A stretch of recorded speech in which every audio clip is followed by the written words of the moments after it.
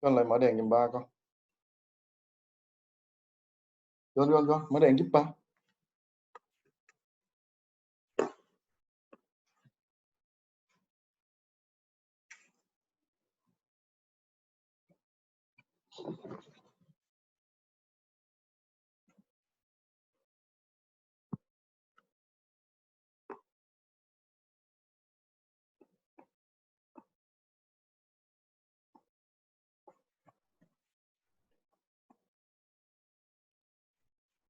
Hi Lê Huy. Hi. Yeah. Hello, teacher. Yeah. Could you please help me to count the attendance today? Yeah. Okay, teacher. Okay, thank you. It's very nice. Okay.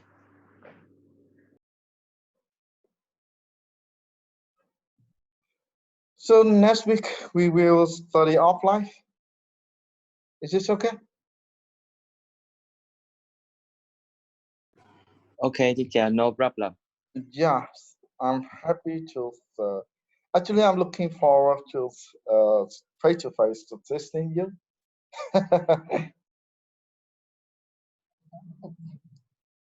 Face-to-face conversations also better.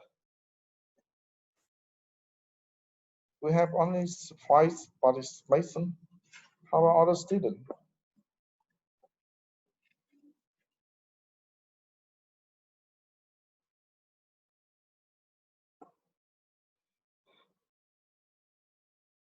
One important information I would like to say to you that chapter 26 to chapter 28 will not have the problem, will not have a problem in your final exam. So however, I meant to teach you the theory to keep our lesson is continuous, but in the final exams, there is no problem relating to chapter 26 to chapter 28. Thật ra thì chúng ta sẽ không có bài tập từ trong chương 26 tới chương 28 trong cái đề thi của các bạn trong cái kỳ thi cuối kỳ. Thành thử ra là liên quan tới cái giải bài tập thì các bạn không cần lo về cái phần chương này ha. Tuy nhiên thầy vẫn sẽ tiếp tục vẫn dạy cho các bạn mấy 3 cái chương này để nó giữ cái tính liên tục của cái bài học của ha.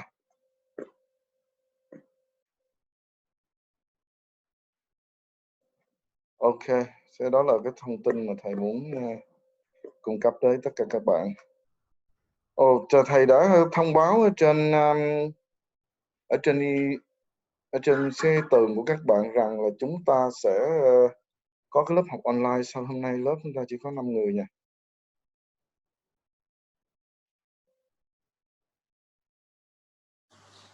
Dạ, chắc thầy đợi tí, có mấy bạn hình như đang vô rồi.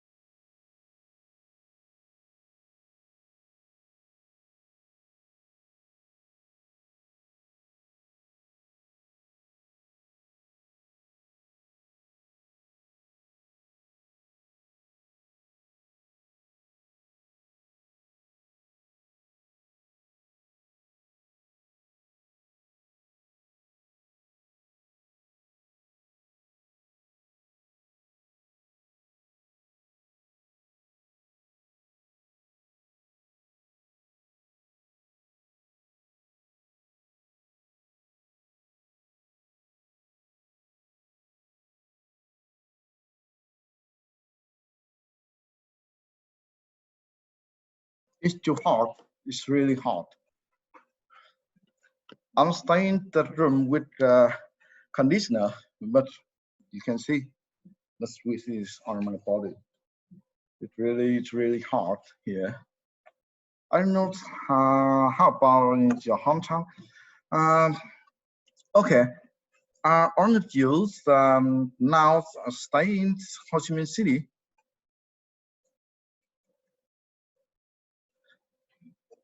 Did you stay in Ho Chi Minh City or to remain stay in your hometown?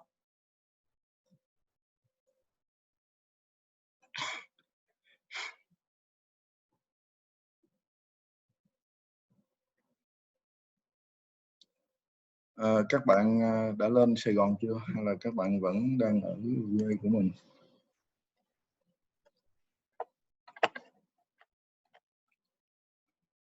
Thật ra thì actually from chapter 26 to chapter 28, I already paused the video on the system, right? So today, I hope that we will go through these two chapters quickly. So is this okay for you, student? Yeah. Okay, teacher. Yeah, very happy to know that. And next week we will study offline from chapter 29. I hope that this feels good for you.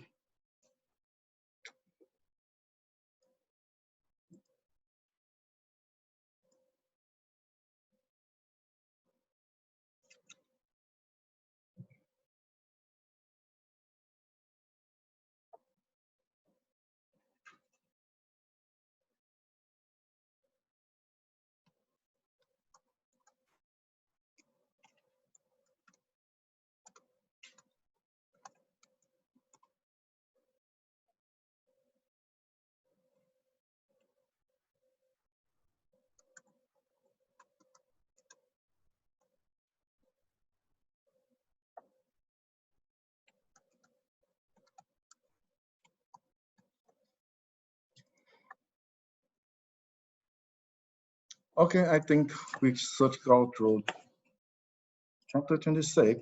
In this chapter, you will study the capacitance and dielectric. Actually, the dielectric and capacitance have close relationship because for the parallel capacitor, the dielectric is the factor that um, determine the the the capacitance determine capacitance. So it's very important. And depend on the applications in the technologies, company or researcher will use the low dielectric material or high dielectric material. It depends on the application. For example, in the electronic technology, there's actually the two kind of dielectric that's the researcher use in the real technology. For example, the MOSFET, metal oxide, semiconductor field effect resistor is we can call abbreviation is MOSFET. In the MOSFET technology, the oxide layer they use in this kind of device, they usually use the high capacitance material, high capacitance material. It means that they use high dielectric material because they want to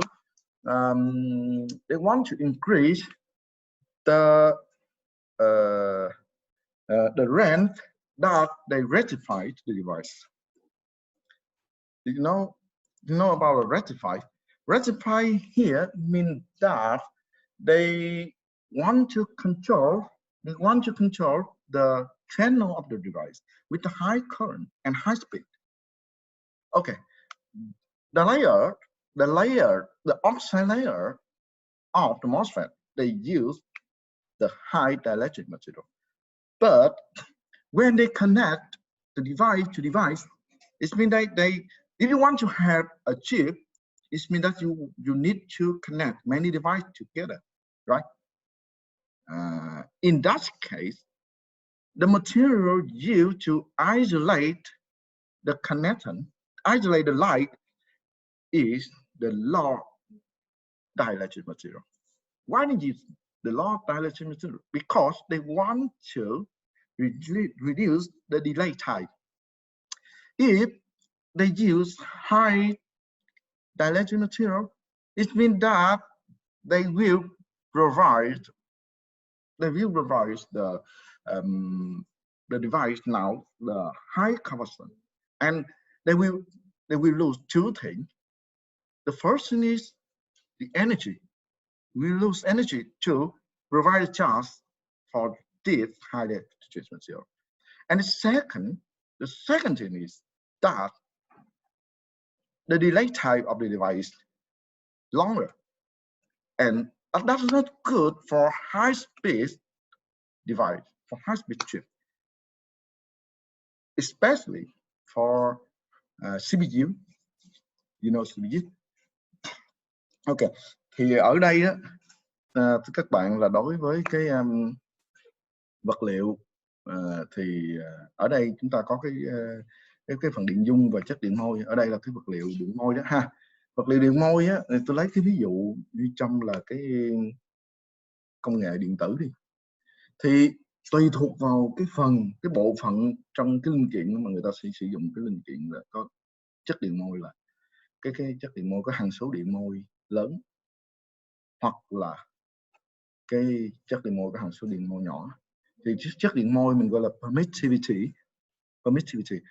Đây họ sẽ sử dụng cái chất có high permittivity hoặc là cái low permittivity. Nó depend on the application. Cụ thể như thế này, các bạn biết cái con chip trong cái linh kiện điện tử của mình, cái con MOSFET.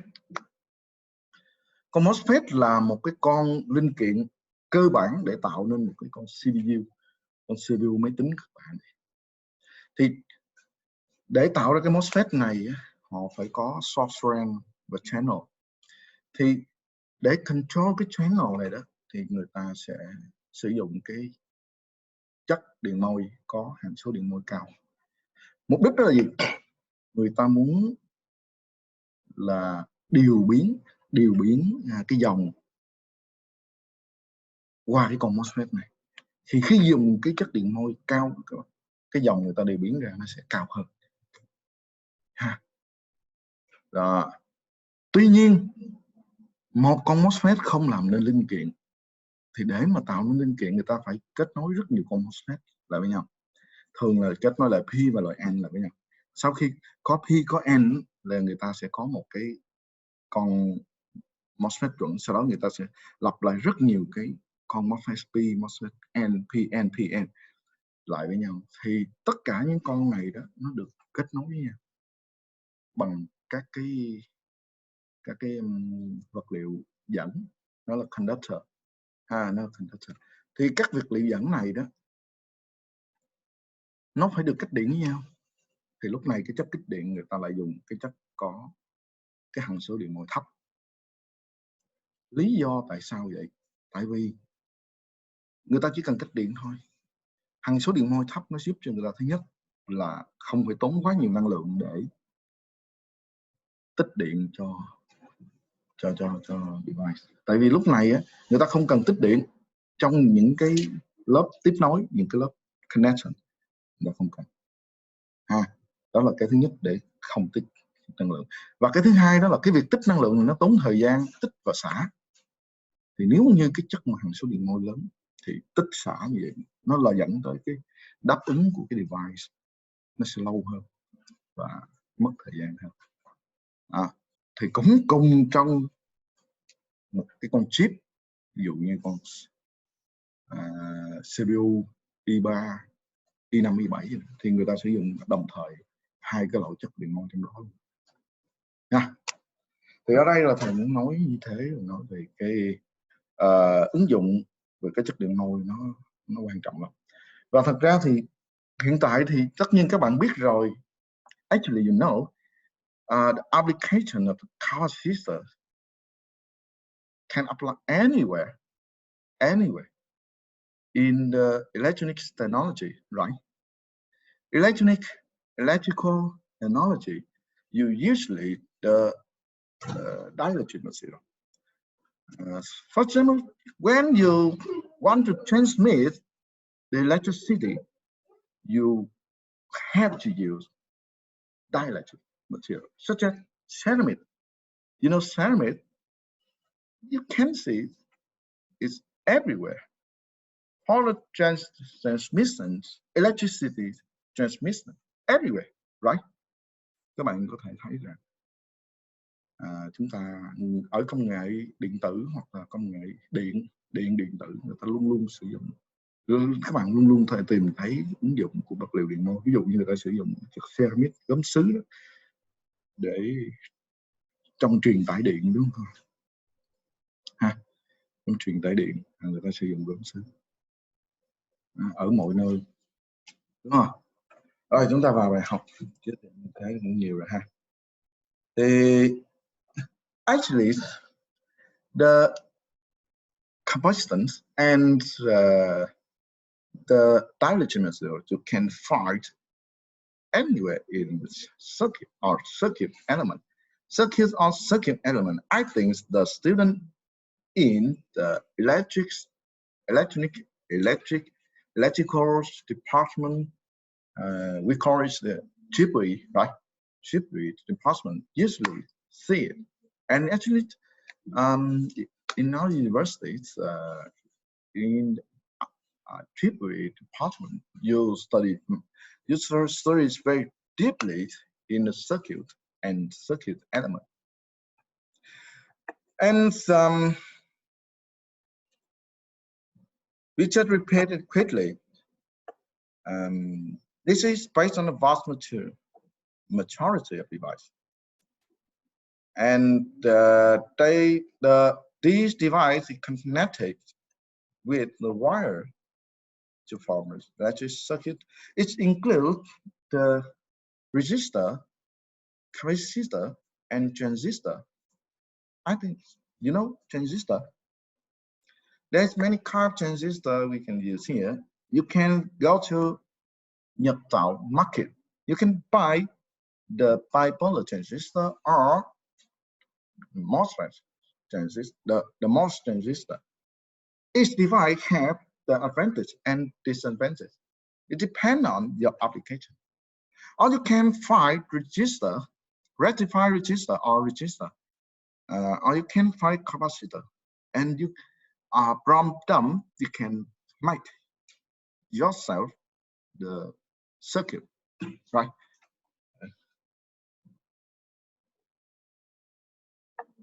Okay, one device we know, capacitor, tụ điện ha các bạn.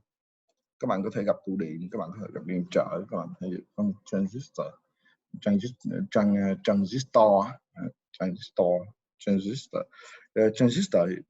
Các bạn cũng có thể thấy là con transistor là các bạn cũng có thể biết là con bipolar transistor hoặc là MOS transistor. Thì cái tên của nó phụ thuộc vào cái cơ chế hoạt động. Khi nào chúng ta học sâu vào linh kiện thì chúng ta sẽ biết. Chúng ta chỉ biết cái tên là được rồi, đúng không? This is okay. What about a capacitor? Capacitor is based. That's the device to store charge, right? So, how do you think if we use capacitor? We use a capacitor to store the charge, replacing the battery. Bạn nghĩ như thế nào nếu chúng ta sử dụng một cái capacitor để chúng ta lưu điện thay thế cho một cái battery? Theo bạn được không? Battery là cái cục pin ha. Theo bạn thì chúng ta có thể sử dụng capacitor để lưu điện thay cho cái pin được không? Các bạn nào nói thầy nghe xem. Được thầy ơi. Được phải không? Nhưng tại sao thường thì, nhưng mà thông thường cái pin ở ngoài mình có đó, nó không phải là capacitor. Các bạn biết tại sao?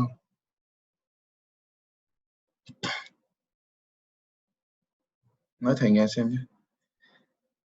Actually, when we study one subject, we need to have interesting about it. We need to have interest, but if you just study how to calculate some pressure, it's not give you an interest. We need to know the application. That's it. The application of the subject will make you have the fascination about that subject.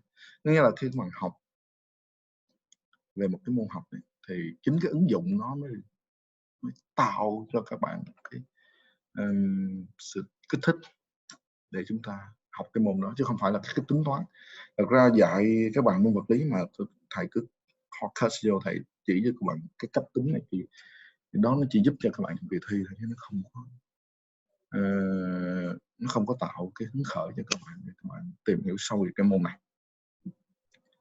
Đó thì actually why the people don't use capacitor as the battery? Actually, it can be used to store energy, that's right. But the amount of energy that stores not it cannot keep a long time. It cannot keep long time, and this is the advantage of the capacitor. But the battery, they store energy in term of chemical energy, and they can release energy for long time. Cái người ta không dùng capacitor để lưu điện, tại vì nó không có duy trì được trong thời gian lâu. Thì các bạn biết rằng why? Because when you connect to terminate of the capacitor to outside circuit, it will discharge energy, right? It charges electricity, but the time to keep the current is very the time to keep current continuous is short, it's not too long. But when you use the battery, because the energy stored in battery is different kind of energy. That's stored in terms of the chemical energy, and it can keep the time for discharging is long. It's long. The time for charging is long, so that's why you cannot replace battery by capacitor. But we can use this as a source to discharge electricity, right? Okay, and actually for the capacitor, we have to terminate the positive and the positive here and the negative. It can cause, it can create a capacitor. And for the capacitor, we have the concept of capacitance. A capacitance is the factor that replaces the capacity to store the energy of capacitor. Cái capacitance thì các bạn biết này, cái này các bạn học rồi ha. Này là cái điện dung, thì nó chỉ là đặc trưng cho cái năng tích điện của cái chứa điện, mình gọi rõ chứa điện của cái tụ điện, đúng không? Okay. This is for isolated sphere. Relating to the isolated sphere here, when I studied at high school, I read a story about the shock of electricity, the electrical shock. that happened here. In the laboratory, the researchers try to store very high capacitance of a charge, but it isolates on the surface of the sphere. And when people they don't know, they didn't know that that sphere have a charge, and they touch it, and the current go through from the sphere to the body to ground, and they have electrical shock, and they became die. It's because you know the, the charge the charge is actually in at that time the isolated sphere discharge electron is very high current, it's very shock type, and it actually is really make shock to that people, that person, and they die. Shock time, very shock time. The heart stop working. Okay, just understand more. And we also have the parallel plate capacitor. Actually, there are many kinds of capacitor. Parallel plate capacitor, or cylinder capacitor, or sphere capacitor. There are many kinds of capacitor. And here I show you that we have the parallel plate capacitor here. Okay, and also we can obtain the capacitance from this formula. It just depends on the area and the distance between two parallel plates. And the distance is very important here. So the distance will determine the capacitance, but due to the distance also determine the breakdown voltage of capacitor. When you have a short distance, you will have high capacitance, right? But the short distance will cause the breakdown voltage of capacitor is lower.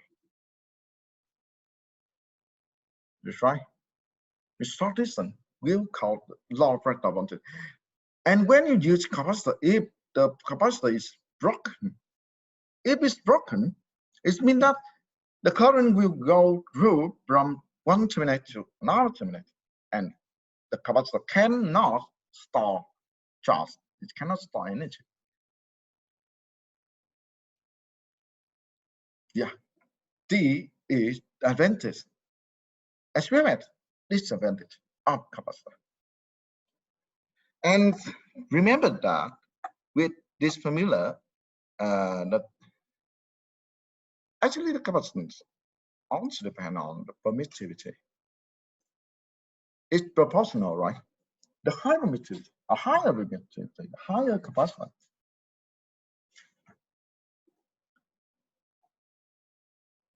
And also you also have the cylinder capacitor. Some formulas you don't need to prove it. Sometimes you just need to know where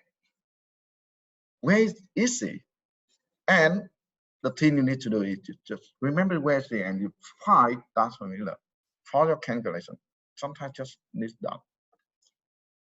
But the way to calculate is you need to know. You don't need to remember. You need to know. That's the way one entity work. And also here is for two sphere. The symbol here is very important for you when you present it in a circuit, right?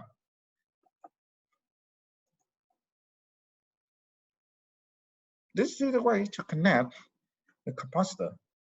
Actually, this knowledge just repeat the knowledge that you studied at high school. I remember that we studied this at class 11, right? It's right. Phải không các bạn? Chúng ta đã học cái cách ghép tụ điện ở lớp 10 rồi. There are two kinds to connect the capacitor: the series connection and parallel connection. Right. Here is the parallel connection.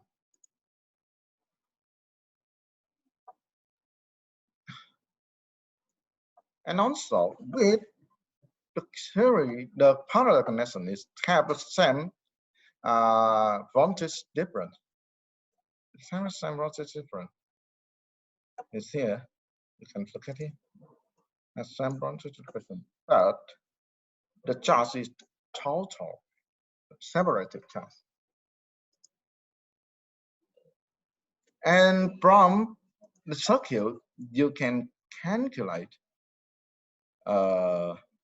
equivalence capacitor. Equivalence capacitor is just one capacitor that represents for a set of capacitor. A set of capacitor here is two capacitor, including capacitor 1 and capacitor 2.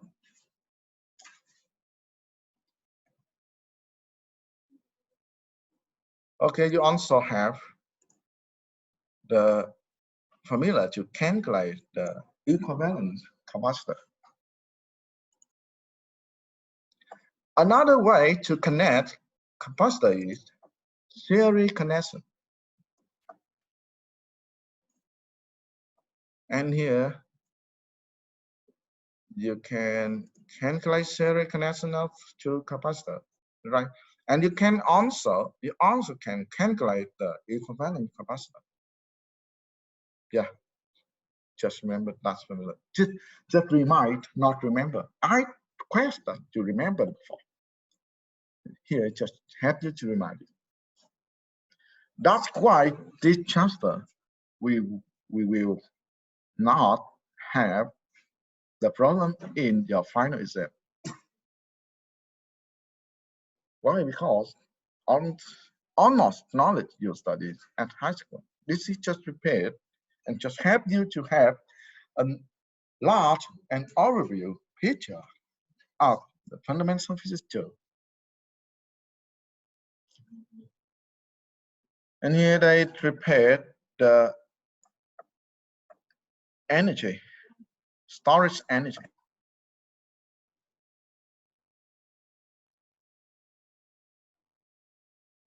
About a capacitor with dielectric, I already introduced you when we start this lesson. Actually, it has many applications, as I introduced you in the first of this chapter. And here, yeah, we can look at dielectric, some dielectric constant, and we can look at this application. Here we have water.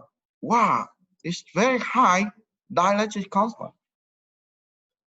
Remember that the higher dielectric constant, the higher prevention of electric to transmit through it. It means that the higher dielectric constant, the higher resistor we have. In here, almost we have the water. It has very high dielectric constant. But you know, water is very dangerous for you when you touch the device that have the electrical leakage. Các bạn biết trong thực tế người ta cảnh báo các bạn biết rằng trong thực tế đó thì nước nó rất là nguy hiểm cho các bạn khi các bạn đụng vào một cái thiết bị mà nó bị rò điện. It have electrical leakage, right? Đúng rồi. But here the dielectric constant of water is very high. So something maybe wrong here. No. But how we explain it? Làm sao có vẻ như có cái gì đó nó không đúng này, bởi vì chúng ta biết rằng cái nước á, cái hằng số điện mol rất lớn. Vậy tại sao nó lại bạn trong thực tế bạn lại sợ đụng nước khi mà gặp các thiết bị mà nó bị rò điện? Actually here, why? Because this is the purified water. Đây, the purified water, the ionized water. Cái nước này là cái nước không có ion. The water you usually see every day. That is the water that contains many kind of ion, and that ion is the factor that causes that water is a conductor rather than insulator. Các cái ion đó làm cho nước nó là vật dẫn hơn là cái điện môi. Thực tế nước cắt, nước de-ionized, nó gọi là DI water, tức là cái nước mà nó loại hết ion ra. Nước đó nó có hàm số điện mol rất lớn. Và cái nước mà loại ion ra là cái nước mà người ta thường dùng ở trong cái thí nghiệm để chế tạo linh kiện điện tử. Ví dụ như ở phòng thí nghiệm công nghệ vật liệu, các bạn biết nó có cái thiết bị là de-ionized water, tức là nó khử ion, và nước đó hàm số điện mol lớn lắm.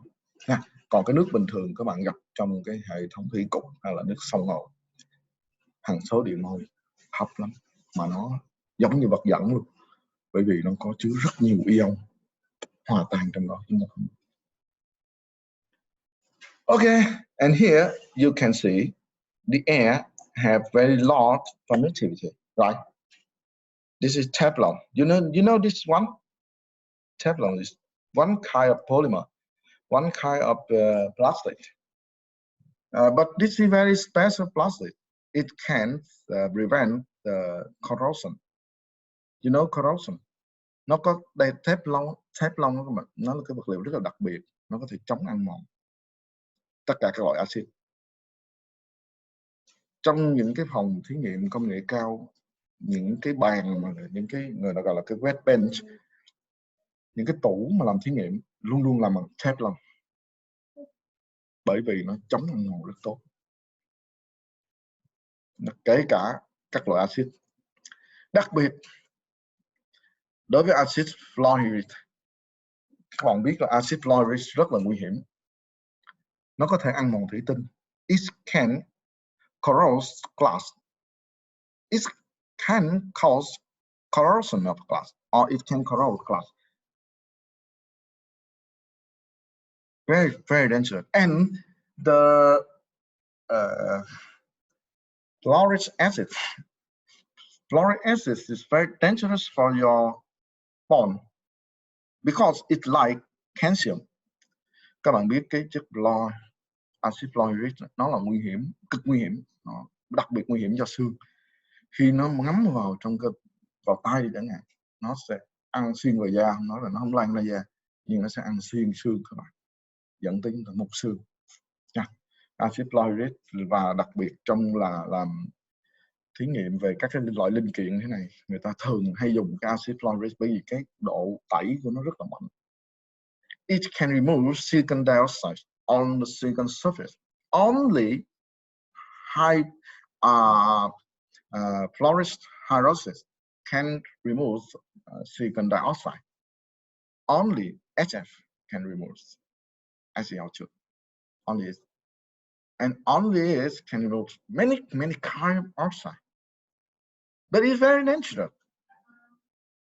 However, no material safetier can use to replace the agent.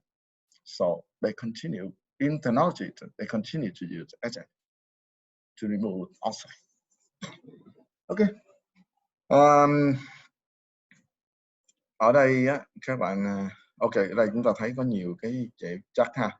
Thì E là cái dielectric constant nhỏ nhất nè, đúng không? Rồi một số cái polyvinyl chloride nó cũng khá nhỏ. Có một số cái rất lớn, ví dụ vacuum hay là water thì rất lớn. In electronic technology, they usually use silicon dioxide. The dielectric constant around 3.9, or aluminum oxide. Aluminum oxide you can find everywhere, right? It's around 7 to 8, not 7 to, around 6 to 7. And hafnium oxide, the dielectric constant about 8 to 9, sometimes 10, but actually it's around 8 to 9. And these kind of dielectric materials usually to be used in the electronic technology. Now, there is some kind of application they use high dielectric material for supercapacitor. With the supercapacitor, they use huge dielectric, the very high permittivity of the dielectric material. Permittivity có nghĩa là cái điện môi, cái hằng số điện môi rất là lớn các bạn. Thì người ta sử dụng ở trong các bạn nghe nó là siêu tụ điện application. You can type the super capacitor in the Google. You can find on the Google. You can find it there, and you can find some kind of device have a high permittivity constant, and they use that as a supercapacitor to store energy. And actually, the supercapacitor also can apply for the battery to store electricity. Okay. And here the tubular. Tubular is one kind of capacitor that applies in many electronic devices.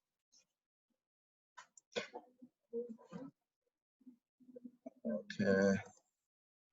And the oil, this is also one kind.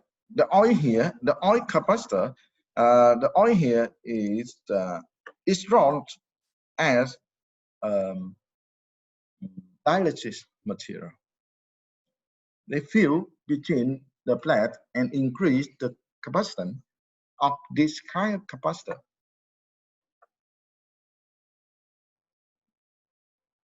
Electrolytic also is the same.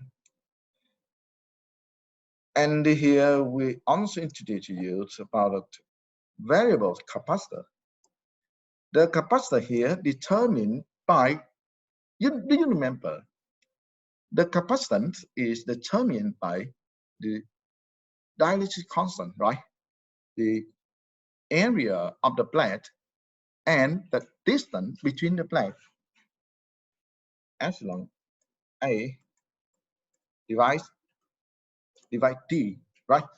So based on that concept, and they decide, the researchers, the engineer decides a variable capacitor by changing the area here. When the area changes, the capacitor changes. And that's the rule they decide the variable capacitor.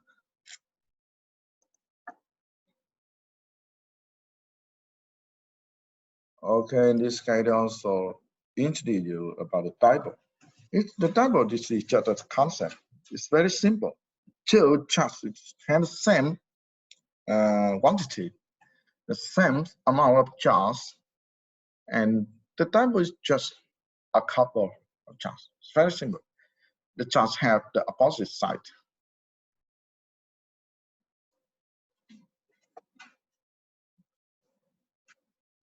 Yeah, just look at the dipole. And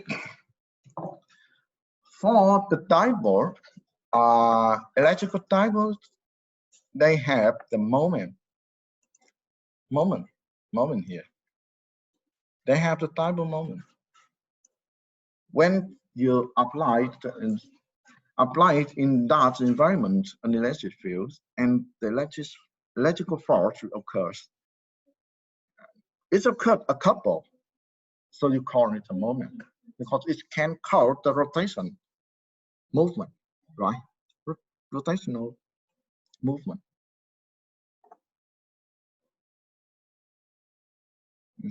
Okay. Water molecule. Water molecule is includes hydrogen, oxygen, and actually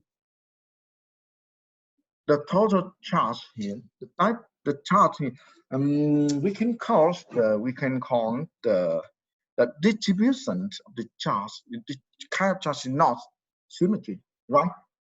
You can see here. It's called the polar molecules, right? Because the distribution of the charge is not symmetry.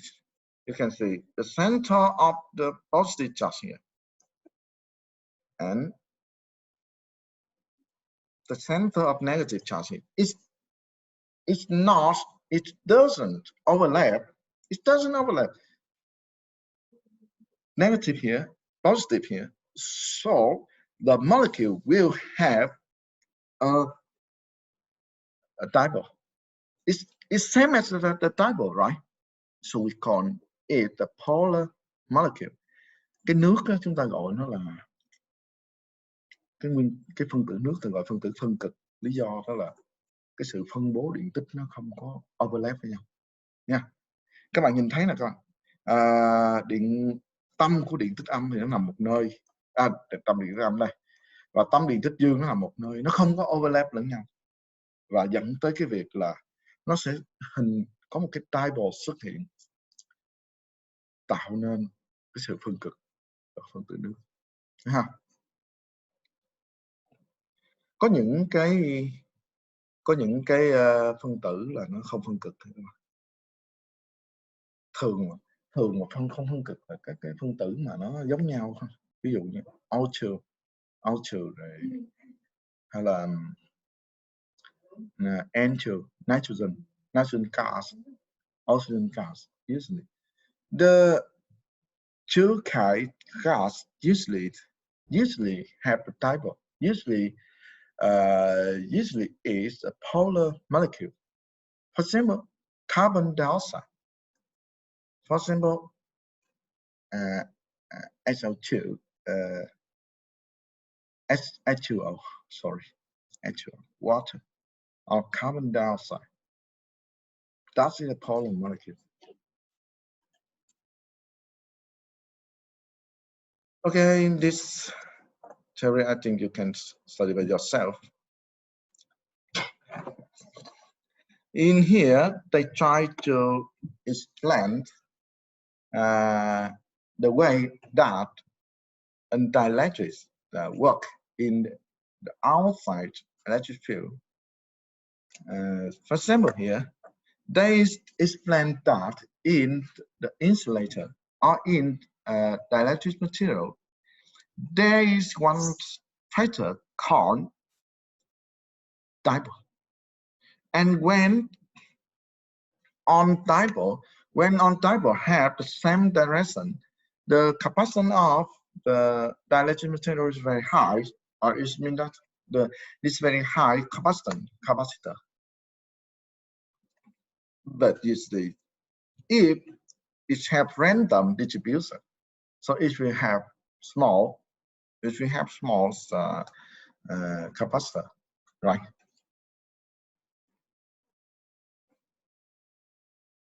Yeah, that's why when we apply the electric field, you can see here, because we have dipole here, when we apply the electric field, we will have to terminate up capacitor, right? And the charge will distribute again inside the insulator, the dielectric material. For example, here, this is the positive terminator. Because the charge cannot transfer, it cannot transmit, it cannot transfer, it cannot move, it just change. Here we just have a change of the direction of the dipole, and it will cause the polar here, polar here. One terminal have the opposite side as compared to all terminals. For example, here we have positive charges and we have the side of terminal here is negative. If we have the outside terminal is positive. Okay, minus sigma is sigma. The inside insulator, inside the dielectric material. It's the same, right? Okay, finish this chapter. Do you have any question?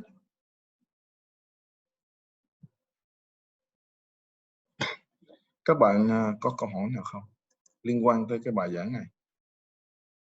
Lê Huy đếm cái điểm danh giùm thầy trong cái thời gian này luôn đi ha, để một xíu nữa chúng ta khỏi mất thời gian nha Lê Huy. Dạ rồi. Dạ Okay. dạ em nghe thầy. Bạn có muốn hỏi thầy gì về chương này không? Thầy thấy nếu mà nói về ứng dụng cái chương này hay lắm. Các bạn có thấy vậy không? Hay là thầy nói nhanh quá các bạn không nắm kịp? Các bạn không nghe kịp, các bạn có thể nghe lại mà đúng không? Tuy nhiên là thầy post lên bài lên trên mạng thì thấy các bạn ít xem lại quá. Okay, if you have no questions, I will move to our chapter. It's okay. Stop it. And okay, let's look at chapter 27. And yeah, chapter, okay, 27 here. 26, I close it. Yeah, the chapter, okay, here. The current and the resistance, actually this is a very familiar topic, right? I think you're all familiar with this topic because it just introduce a current and resistance. Resistor, the current and the resistor. The resistor is the device, and the resistance is the ability to prevent the current go through it in the device, right? Ở đây chúng ta có là dòng điện, còn bên kia đó là điện trở. Điện trở ở đây thật ra cái tiếng Việt của mình nó hơi giới hạn. Cái từ điện trở nó vừa dùng cho nói về cái khả năng, cái khả năng chống cái việc dòng điện đi qua. Nó cũng lại là một cái từ để nói về linh kiện. Một cái loại linh kiện mà có cái tính chất đó nó cũng gọi điện trở. Mà cái tính chất như vậy, khi chúng ta tính cái khả năng ngăn cản điện chúng ta cũng gọi là điện trở, và đây chính là cái giới hạn ngôn ngữ ha. Thật ra ngôn ngữ tiếng Việt mình nói thì là phong phú, nhưng mà liên quan tới các từ kỹ thuật này kia thì nó hạn chế nhiều. Ví dụ như trong tiếng Anh, trong trường hợp này thì resistance là nó nói về cái khả năng ngăn cản dòng điện, nhưng khi nói về cái linh kiện, cái loại linh kiện đó thì người ta thường dùng resistor. Ví dụ như vậy ha. Okay, electric current, I think we can go through it quickly. Electric current, this is the concept about electric current. Like, you can imagine that, you can calculate the number, the total number of charge go through an area at the peak time. which I here is delta t. And when you count it, you can imagine when you count this same as you have a bed. A bed is here is same as cylinder. And how after delta t time, after a time of delta t, you will have a total charge go through this bed. And one thing you need to do is just count the total charge and count the time that they go through this bed. After you obtain it, you count it, and you have current.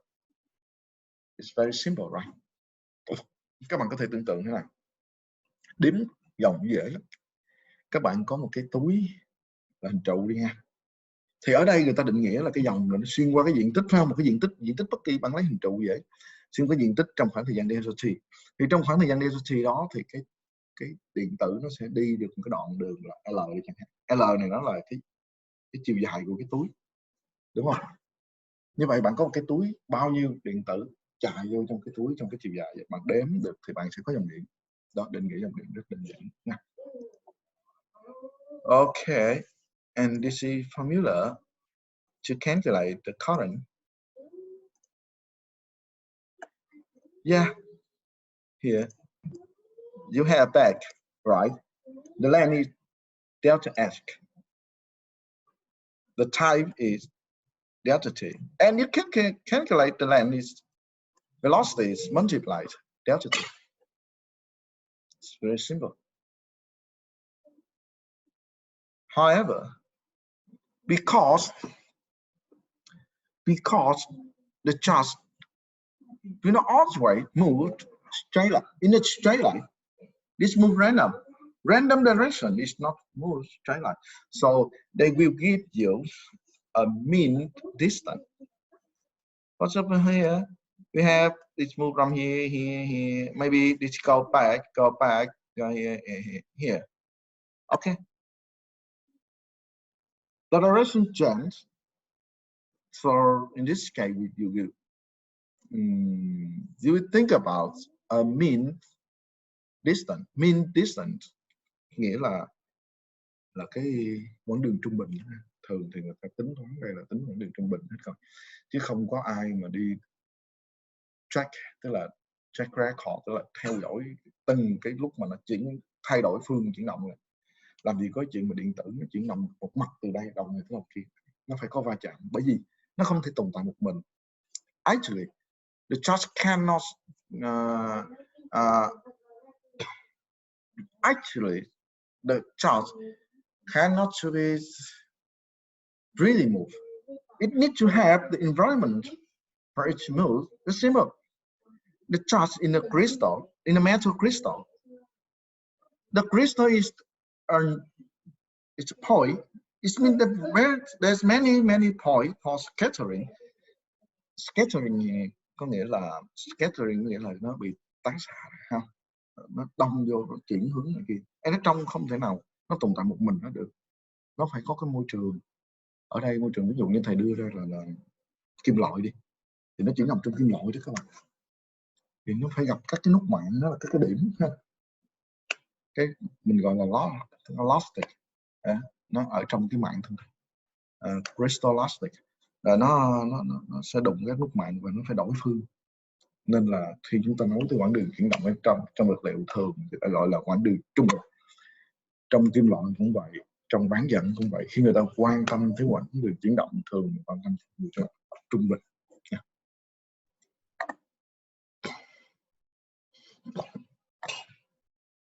Okay,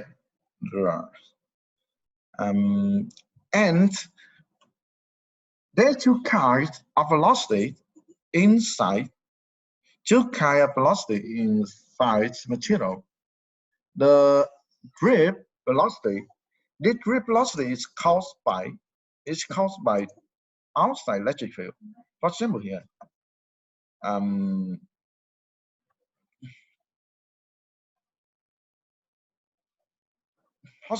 is explained that when you have electric field, it force the charge move, and if you cause a kind of velocities, the rate velocity. We call the rate velocity. Another kind of velocity is the diffusion velocity. The diffusion velocity is caused by the difference in the concentration, the charge concentration. There are two kinds of velocity, rate velocity and diffusion velocity.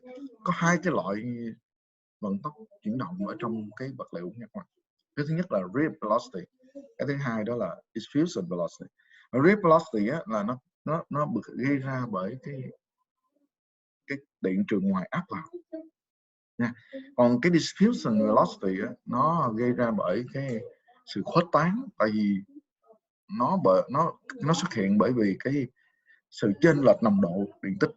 Thầy lấy ví dụ như mật độ điện tích nó chênh lệch trong mật độ điện tích. Ví dụ như thầy có hai cái chất hai cái chất có mật độ điện tích khác nhau, thầy áp lại với nhau thì nơi mà có mật độ điện tích cao hơn nó sẽ đổ về nơi mật độ điện tích thấp hơn, thì trong trường hợp đó nó sẽ xuất hiện cái diffusion velocity nha. Còn rate velocity á, là khi nào mà áp thế vô thì nó xuất hiện. Các bạn hiểu cái điều đó không? Rồi bạn sẽ có current density. Usually you count the current, but when you do the measurement, you need to know the current density because the wire have many sides, right? Khi mà bạn dùng điện, bạn sử dụng nhiều cái dòng, nó có cái kích thước khác nhau các bạn. Để nó có kích thước khác nhau thì lúc này chúng ta quan tâm tới là nếu mà chúng ta muốn so sánh cái độ lớn của dòng, ta phải so về cái mật độ dòng. Current density. Current density is just a current divide the area. It's okay. And conductivity is opposite to the resistance. Conductivity is a factor that represents for the ability to transmit the charge. Khác với cái điện trở, cái conductivity này, cái độ dẫn điện, vì nó đặc trưng cho cái khả năng truyền tải cái điện tích của vật liệu, nghe không? Nó ngược lại. It's opposite to the resistance. Nó ngược lại với cái điện trở này thôi. Chúng ta thường dùng hai cái loại này luôn. Ở trong vật liệu, ở trong nói chung phần điện là chúng ta sẽ quan tâm tới hai thứ, conductivity hoặc là resistance. And this is Ohm law. Okay. This is one kind of Ohm law we saw here. In the circuit, you know the Ohm law is I equal U divided R, right? The voltage difference divides the resistance. But actually, it's the Ohm law. The first stage of Ohm law is based on the conductor material. It's here. Okay. This is in the conductor, and this one in the circuit. Okay. And this one you studied at high school, right? Các bạn đã từng học các bạn đã học cái dạng của này là ở phổ thông rồi đúng không? Cái này còn đây là cái kiểu biểu diễn ở trong vật dẫn bình thường. Cái dòng thì nó gây ra bởi điện trường và nó tỷ lệ với cái khả năng dẫn điện, thế thôi các bạn. Khả năng dẫn điện của vật liệu thế nha. Đây là giới thiệu về cái tiểu sử ông này, ông ôm. Rồi điện trở nãy thầy có nói với các bạn rồi ha. The resistance. This is how to calculate it. And here they introduce you how to read a resistor. Actually, for the electrical department student, they need to know how to count how to determine the magnitude of the resistor, of the resistance in the resistor. And they here is the rule to read it. You don't remember if you not if you don't if you are not an expert in the circuit, electric circuit, you don't need to remember it. You just need to know where can you refer it. For example here, based on the color, you can know the magnitude of the resistance of the resistor. The magnitude you can based on the color. That's all. For example, this is the way to calculate it. So when you pick up a resistor, you can know the magnitude of the resistance. Okay. And also we can have a concept called resistivity. Actually, the resistivity is very important in the connection of the device. For example, when you make a MOSFET, when you make a device, the connection between between the metal to semiconductor is very important for the performance of that device. It will give you the height on resistance or low on resistance. The on resistance will represent for the consumption, the energy consumption. Có nghĩa là cái điện trợ suất resistivity nó quan trọng cho các cái connection, cho các cái tiếp nối giữa kim loại, là giữa cái vật dẫn terminal, cái điện cực với lại cái vật liệu phía dưới. Ví dụ như trong công nghệ điện tử thì nó quan trọng cho cái lớp giữa cái điện cực với lại cái lớp bán dẫn phía dưới. Đó, nó sẽ quyết định cái điện trở, cái linh kiện này có điện trở lớn hay nhỏ.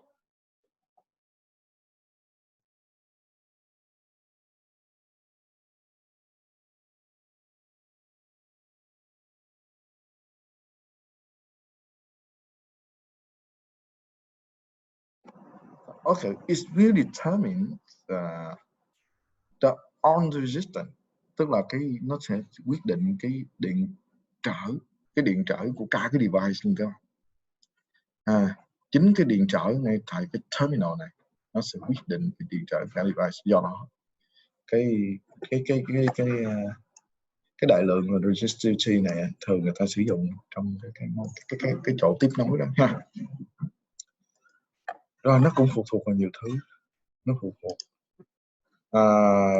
nó cũng có mối liên hệ với, nó cũng tỷ lệ với cái điện trở. It's proportional to resistance. Yeah. Here's some this is some constant, some values of the resistivity of some material. For example, here gold 2.4. It's silver. It's 1.6. Okay, the temperature coefficient is not the same. The copper here. Actually, in this material, usually we use silver, copper, gold, or aluminum for the conductor material. But for the connection, usually we use the gold. Why? Why usually in some devices we need to use gold? Because the oxidized property, cái tính bị oxy hóa của nó, đối với vật liệu vàng thì nó rất khó bị oxy hóa. Thành ra thường người ta dùng vàng.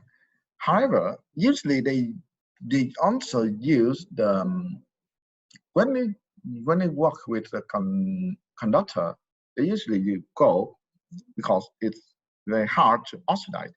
And the second is it has the higher function. Sometimes they use, you know, when you want to have electronic device, you need to have N-type and B-type electronic device. And gold have very high work function and it can apply for the B-type device. Vàng các bạn nó có cái work function là cái mức giống như mức Fermi, cái work function này cũng không có, người ta không có dịch ra tiếng Việt được ha. Thì cái giá trị đó nó liên quan tới cái mức năng lượng của các cái điện tử trong vàng. Thì khi mà nó kết hợp với chất bán dẫn thì mỗi chất bán dẫn nó cũng lại có một cái work function. Thì đối với những loại P, work function nó rất là cao, rất là lớn, thành ra người ta phải dùng cái kim loại nó cũng có work function lớn thì ráp lại cái điện trở nó mới thấp. Còn nếu không nó có sự chênh lệch thì nó sẽ mất năng lượng để nó vượt qua cái độ chênh lệch đó, nó nhảy qua điện tử và lỗ trống, thành thử là mất năng lượng. Nên người ta ngoài cái việc dựa vào cái điện trở suất nó nhỏ nè, dựa vào cái độ chống oxy hóa này, người ta còn dựa vào work function này. Và các bạn biết rằng in many kind of device, especially electronic device, there's so much gold inside there. So there is an energy in China. They usually use the disposal electronic device to obtain, to recycle gold, and they are rich because of that. Có một cái loại công nghiệp là công nghiệp rác thải ở Trung Quốc các bạn, nó nhập những cái linh kiện cũ, rồi sau đó họ gọi là disposal device, đó là những cái linh kiện mà thải đó, sau đó họ lấy vàng lại. However, the technology here, if you want to obtain the gold, the disposal gold, you also need to remove all the toxic material. Bạn sẽ cần loại bỏ những cái vật liệu độc hại khác. For example, the lead, ví dụ chì. In a connection, usually you use lead. It's very dangerous and it can cause the blood cancer. Nó có thể gây ra ung thư máu đối với chì. Thành ra, you obtain money from the disposal device, but the risk is very high. And that work isn't allowed in Europe, in UK, in America. It's just only in China. I don't know how about in Vietnam. Maybe they don't like it because all of disposable electronics device already moved to China. Okay, so ở đây các bạn thấy chỉ có silver, copper, gold. Usually they don't use copper. They don't use copper in for connection in device because two reasons. The first reason that the copper is very easy to diffuse into device and destroy it. Cái vàng ở cái đồng mặc dù các bạn thấy nó có cái điện trở suất rất là thấp, nhưng cái độ diffusion, độ linh động nó rất là mạnh và nó dễ dàng diffuse vào trong device và nó hủy device, nó phá hủy cái linh kiện. That's the first reason. The second reason is that the copper have magnetic property. Đồng nó còn có tính từ, còn từ tính. And in many kind device, because it have magnetic properties, so we cannot apply it in electronic device. But you can apply it in antenna. Các bạn có thể sử dụng in the high frequency device. For example, you can make an antenna.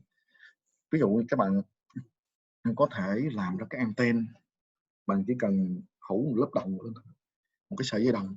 Cái sợi dây này thật ra không phải là dây, mà ví dụ bạn phủ một cái circle ở đâu để các bạn có được cái antenna Đó là cái cách người ta làm anten ở trong những cái electronic device. Như thầy Duy Hiếu đọc. Sao lại không có từ tính hả thầy? Sao lại không được có từ tính hả thầy? Sao bạn? Dạ, Ví lúc dụ, nãy thầy yeah, you're right when you applied it. First of all, some equipment used to make the connection is based on the it's based on the magnetic device. If you use the magnetic material, it's very hard for you to tune it to operate. For example, in the one card device I usually use is sputtering. It restricts to use the magnetic material because the sputtering use the magnetic field to control the plasma. Đó là một cái ví dụ ha. Ví dụ như thầy cái hệ phóng xạ, các bạn biết cái hệ đó không? Chuyên dùng để phủ kim loại ha. Thì trong cái hệ này người ta không cho sử dụng các vật liệu từ tính. Lý do bản thân cái hệ này nó dùng từ trường để nó điều khiển cái lượng plasma ở trong cái buồng dẫn á, trong cái buồng của cái hệ đó. Cái plasma này đó các bạn, nó sẽ làm cái nhiệm vụ là giống như những cái quả bom đập vô trong cái vật liệu, làm cho vật liệu văng ra để nó lắng động xuống những cái lớp màng mà bạn cần phải làm. Thì đó là các bạn tưởng tượng nó cái quá trình đó, quá trình vi mô vật liệu đây, nếu mà những cái quả bom mà nhỏ gì ở cái mức kích thước phân tử đó ha, đập lên vật liệu, và tất nhiên cái vật liệu bóc ra cũng phải dạng phân tử và nó lắng động lên bề mặt. Thì những cái lớp vật liệu này, bởi vì chúng ta sử dụng từ trường để chúng ta gia tốc các cái ion plasma trong đó, thành ra là nếu như chúng ta dùng thêm cái lớp vật liệu từ nữa, chúng ta không kiểm soát được quá trình đó. Phàn nó có từ tính. Actually, gold can apply many applications, but for the connection, they prevent to use gold because of those reasons. Các bạn hiểu cái điều đó rồi ha. There's many another techniques that you can deposit gold on the surface. For example,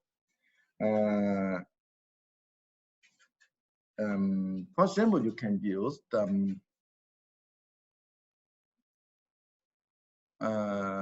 electric cái phương pháp gọi là điện hóa, chemical electricity, tức là điện hóa ha, người ta dùng chemical electricity, các bạn mạ điện hóa thì có thể làm đồng được. One technique I know, and I supervise one master student when I work in the UK, that I supervise them to use a chemical electricity system to deposit copper. It's like a ring of copper. It's very small size. It's in grain of micrometer. It's smaller than your hand, a live hand. It's very small.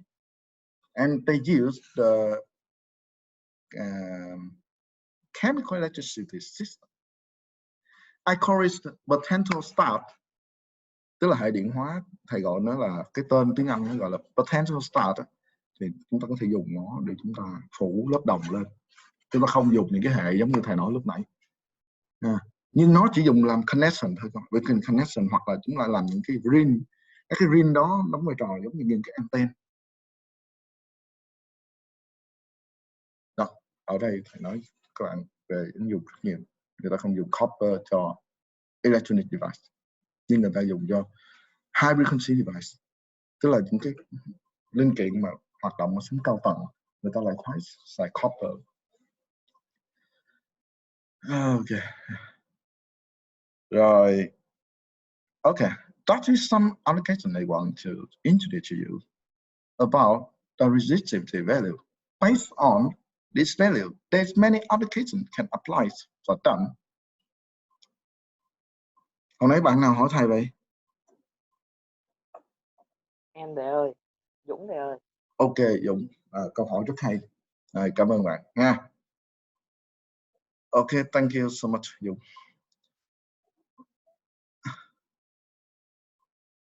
And this is summary for this chapter. Ohmic material. Ohmic material that is the material that is have the linear relationship between the current and the voltage. It's very simple. Why we need to determine the ohmic material? Because there's many material that they don't have the ohmic property. For example, you know, the diode.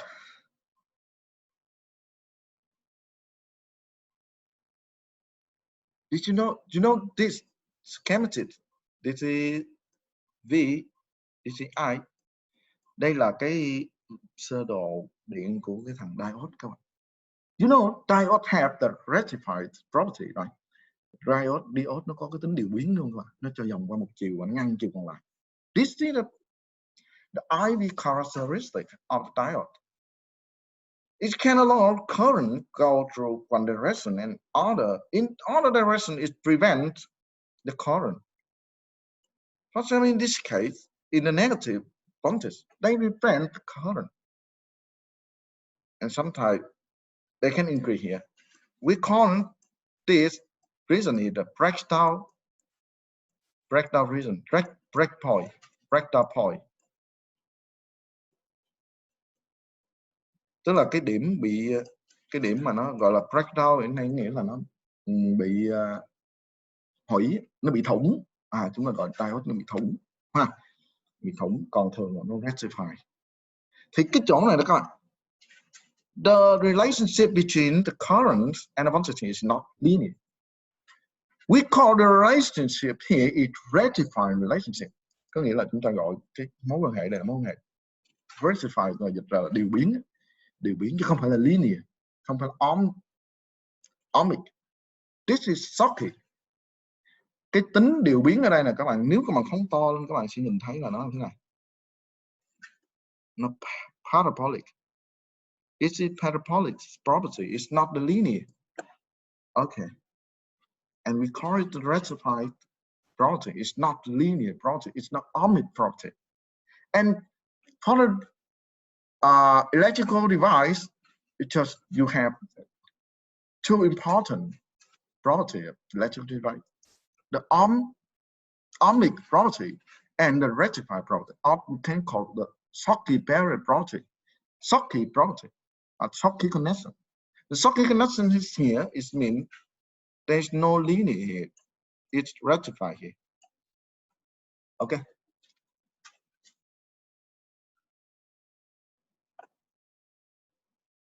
Cái mối liên hệ nó có nhiều kiểu hơn các bạn.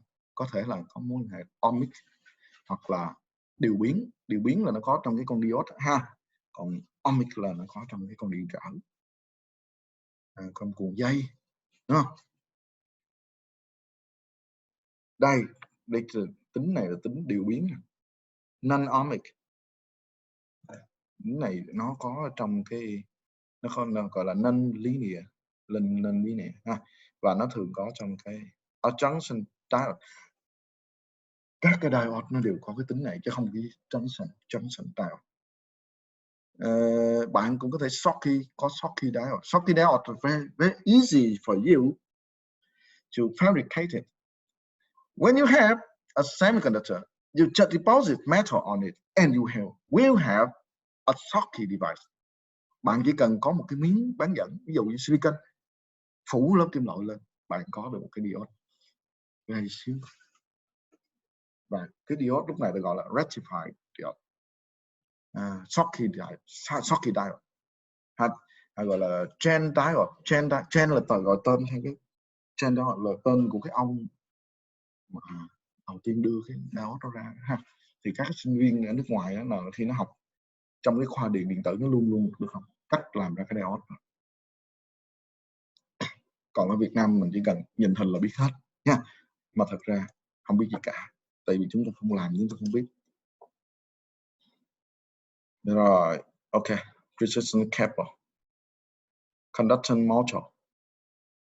Here, conductor motor here is based on the Ohm law, and this is the temperature dependent of the resistivity. Yeah, for the conductor material, and for semiconductor, for metal, for every material, the resistance and the resistivity or the conductivity is a function of temperature. It's not so very constant. When temperature change, everything change. Conductivity change, resistivity change, resistance change, everything change. Because when the temperature increase, for example, the thermal vibration of the material of the velocity constant and of the electron increase, the collision increase, the resistivity increase. Likewise, when the temperature decrease, in opposite, when the temperature decrease, the thermal vibration decrease, right? Thermal vibration is a function of temperature. It decrease and everything decrease. The collision decrease, and the collision is a factor that represents for the resistivity. If there is many collision, the resistivity increase, right?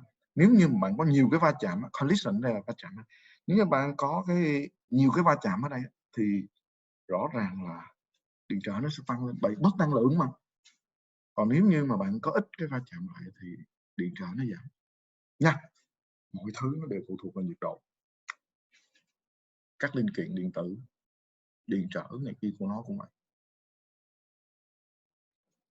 Ok, nãy là cái điện trở xuất đúng không? Còn đây là điện trở, đều phụ thuộc vào nhiệt độ. This is the schematic of the relationship between the resistivity and temperature, and also maybe it change, sometimes change. And remember that this is the ideal curve. We cannot have t equals 0. Remember, t always 0. Difference is 0. In the real case, when I do the low temperature measurement, I usually use helium or helium gas or natural gas. Natural gas, usually we can reduce temperature to 80 degrees, 80 Kelvin, 80 K. And for helium gas, we can reduce temperature to 4K. It's really low, but impossible if you want to reduce the temperature to 0K.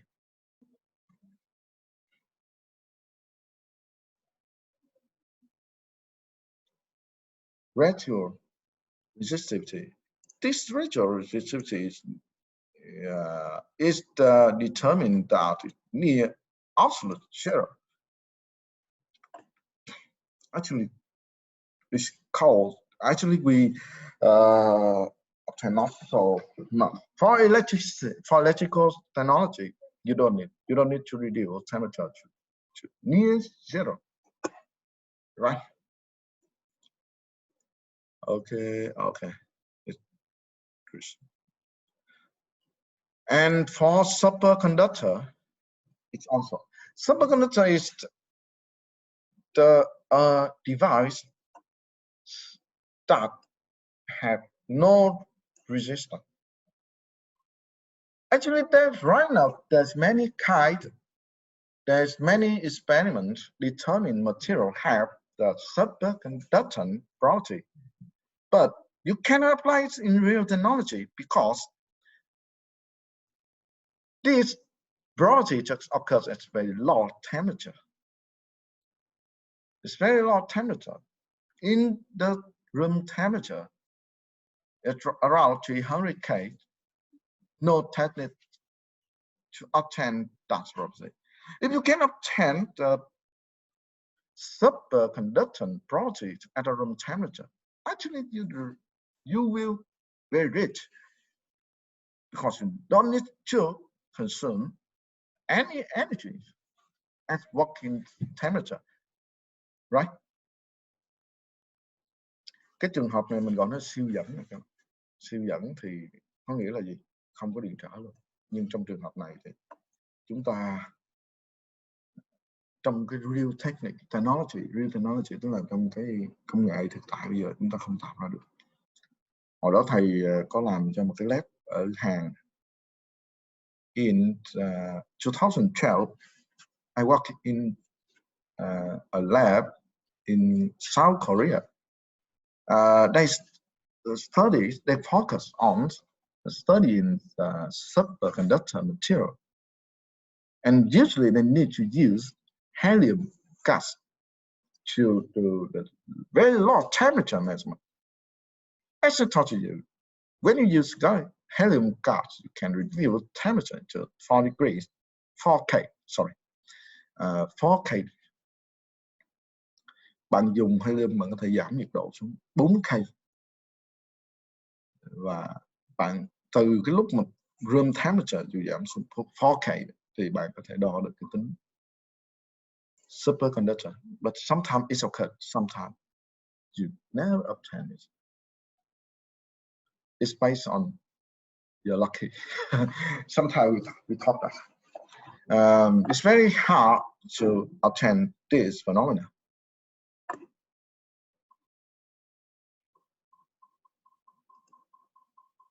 Okay, superconductor, electric power. You can see electric power, electric transmission. When they use electric transmission, you need to concern that the real light have the resistance, and if you want to prevent the loss of energy, you need to increase the voltage and reduce the current, because the power consumption is depend on the current, right? When you provide energy by the voltage, it means that you need to provide them. You need to provide the environment, the electric field. But when you provide the current, the collision occurs, and the energy you lose for the collision from electron and then the last point, you need to lose energy for the collision, and you lose so much energy. But if you just provide electric field, you don't have to lose it. So that's why usually the power companies usually they use high voltage for the transmission of electricity. I guess that we need to stop in this chapter because it's too late, right? Thầy nghĩ rằng chúng ta sẽ dừng ở đây nha các bạn. Do you have any question? Bạn có hỏi gì không? Hello student.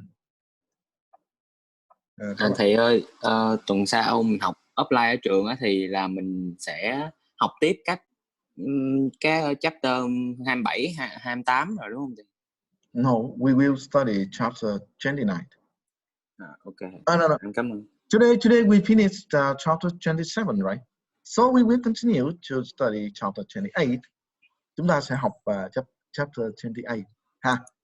Dạ rồi. Okay. Cảm ơn. Okay. So for all the students that didn't choose today's class, you can review on the video, and I will post it on your systems. Don't worry about that. Next week we will have offline studies, and remember, just based on your schedule. Okay, based on your schedule, and you find the room and the time. Oh, Okay. sorry. You know, what time for the beginning of our class? I remember cái tiết 1 là bắt đầu mấy giờ không? 12:30 thầy ơi. Ok, cảm ơn Dũng. Lâu quá thầy không có dạy nên thầy không có nhớ cái chính xác cái giờ. 12:30 ha. Rồi 12:30 tuần sau gặp các bạn. Cảm ơn các bạn rất nhiều. Okay, thank you so much. Goodbye. See you next week. Yes, very nice. Thank you. You're very motivated. Activate. Bye. See you. Lê Huy, please send me the list of attendance today. Yeah. Okay, teacher. Very good. Thank you. Bye.